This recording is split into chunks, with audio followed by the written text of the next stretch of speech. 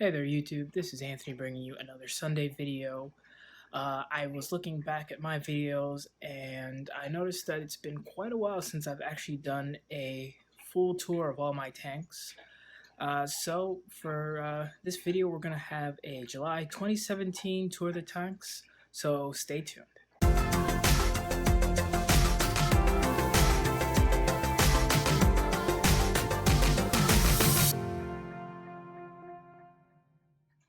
Alright, so this time around we're going to start with the largest tank, which is my 40-gallon breeder.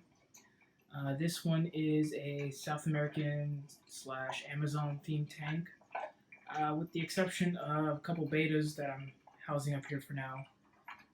It's a male and a female koi beta.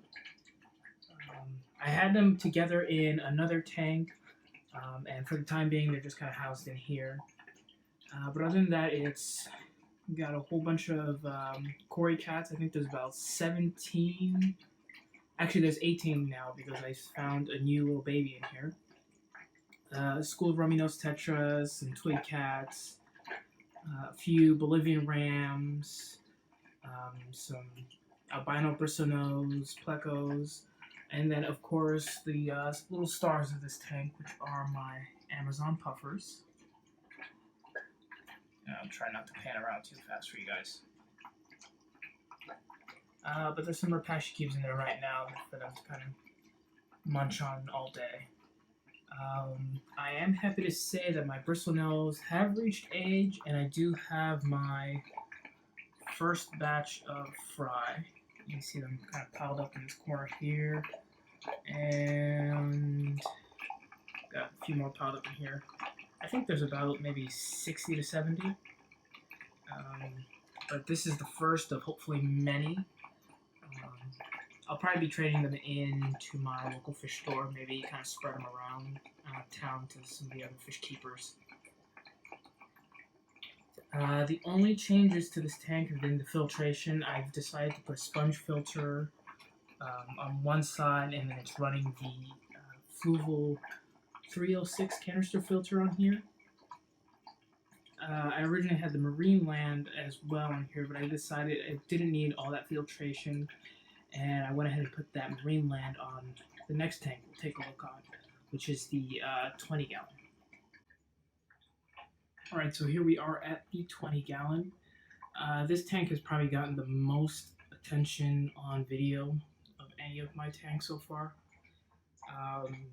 It was a recent transition. I originally had some white clouds in here, and this was a fully planted setup, and I decided that I just wasn't enjoying it as a planted setup, so I decided to take it as a another Amazon kind of Biotope South American tank. So as opposed to the 40-gallon, which is more of a heavier planted Amazon tank, this one's more lightly planted. It's just a few plants, but mostly I'm kind of basing it off of a riverbank sort of theme with the wood piled up at the bank. And you can see the different botanicals in there. I have some palm leaves in there. And then for the livestock, I've got 16 ember tetras. This little guy here is kind of recovering right now. I've been treating him. And I have 10 green stripe pencil fish. I did get these in from Wet Spot Tropical Fish in Portland, Oregon. I'll attach a little card if you want to see that unboxing video. But they've all done well. The pencil fish are wild caught, but they actually adjusted really well.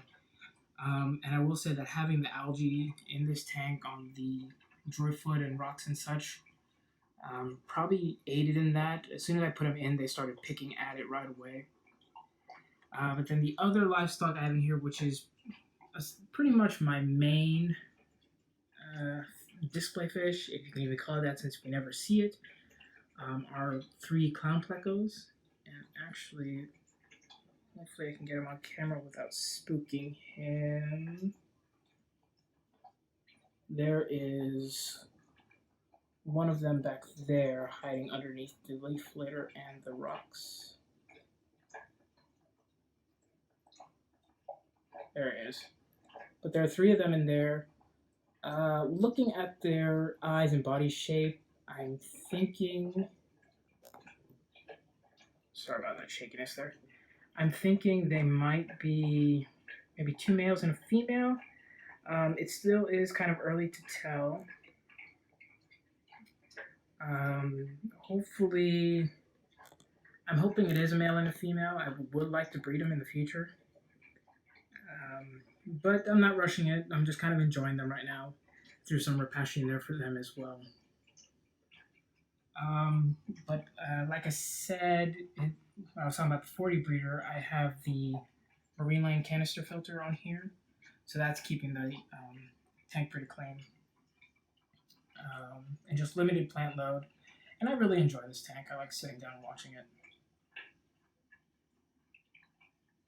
Alright, but I'll move on from this one and take you to my 3 nano tanks on the other side of the room now. So I'll be right back in a second. Alright, so we'll start off with the 5-gallon Fluval Spec that I have on my desk. It's a planted aquarium, and this is housing my colony of royal blue, orange-eyed royal blue tiger shrimp. In one of my previous videos, I talked about them having a bit of a bacterial infection, red rust disease. I won't even try to pronounce the scientific name, but I'll put it right down there at the bottom. But they were suffering from that, so I treated them with EM erythromycin, which is a general antibiotic, and that seems to have cleared it up. If you want a little more details on that disease, check back to that video. I'll just keep it brief in this one, but it kind of infects the shell, and if it goes down too deep, it will go into the flesh of the shrimp, and that's where you end up getting shrimp deaths. I did lose 1 shrimp before I was able to catch it, but luckily I did catch it when I did, and so I was able to kind of minimize the effects of it, and my colony is just bouncing back. They are kind of hidden right now, but there's at least 10 full-grown shrimp. You see one of them rooting around in the baby tiers right down here. But the rest of them are juveniles and young shrimplets, but there's hundreds of them in here. But I really enjoy watching this tank too. Alright, so the next stop on our tour de tanks is my Cobalt Aquatics. This is an 8-gallon rimless all-glass aquarium. I got this tank about Christmas time of 2016. A little Christmas present to myself. It originally had my royal blue tiger colony in here, and I decided to move them into the 5-gallon spec. I'm pleased with that decision. So right now it's just housing, let's see, different cherry shrimp, and then also a little school of white clouds. These are the ones that were originally in the 20-gallon, and I decided to move them into this tank. They've been doing well. I do have a lid on it, just to keep them from jumping out and committing fish suicide. But most of the time, they're pretty calm. They just kind of go about their business. This little filter does create a little almost river-type current for them, so I will see them playing in that oftentimes. But the plants in here are all doing well. The light that's on the tank is the stock light. It is a pretty powerful little LED light. It's growing, as you can see, it's growing the Pogostamen erectus that's in the back. I just trimmed it, so it's kind of short right now. It's also growing this Hygrophila pinnatophyta that's right up here attached to the wood. But also it is growing dwarf baby tears as well. Now I do have some algae in here. It got infected with algae when I didn't have the shrimp in here. It's kind of been taking over. I'm slowly battling it back. But other than that, everything's doing good in this tank. I really like the way this scape came out, and it's just another one of the tanks that I just love sitting in front of and watching and relaxing. And so this just leads to our last little tank, which is down below this one. Alright, so I am down on the floor for this last tank. Note to self, never put a tank on the floor again. But this is my little 2.5 gallon little planted tank. It's got some more cherry shrimp in there, kind of a secondary colony that is separated out in case anything went wrong with the first colony that's up there with the minnows. But at first glance, that's kind of just all that's in here.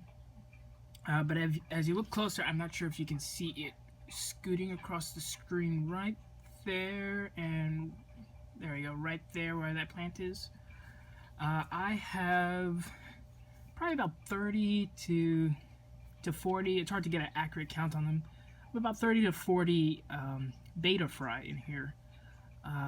These are fry from the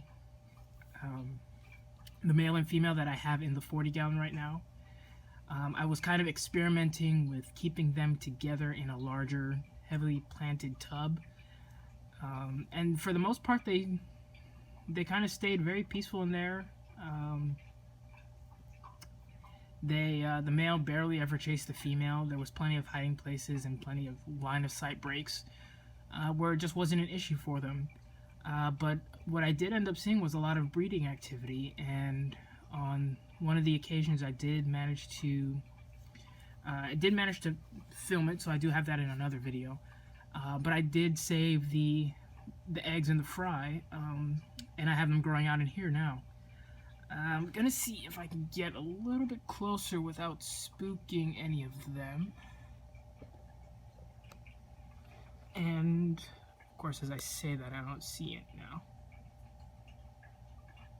Well, I'll try to see if I can overlay some video of close-ups of the fry.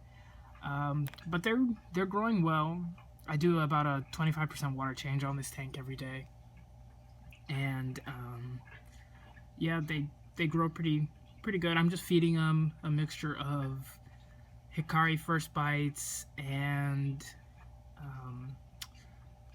just the powder of the Repashy Grub Pie, as well as when I clean out a filter, I will pull out all the little critters and things out of there, and I'll dump them in this tank, and they just go crazy over that little burst of live food. But they're growing at a pretty decent rate.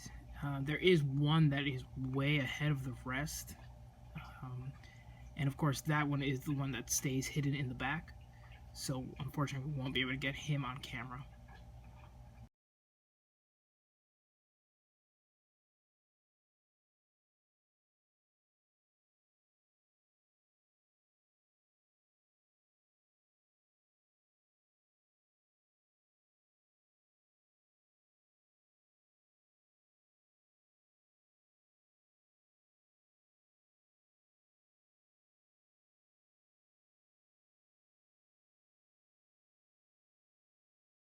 Well, thank you for tuning in, YouTube. I hope you enjoyed this little tour of all of my tanks. It's been a while. Hopefully I'll do the next one much sooner than I did between this one and the one before. And stay tuned for a little bit more content. I will be doing a little bit of just a little bit of an explanation of my experiences breeding those betas and keeping them in a tank together. It was an interesting experiment, and I'd really like to share the experiences from that. And I'll keep you updated on all the fry I have going on right now. But just hit that subscribe button and stay tuned for more.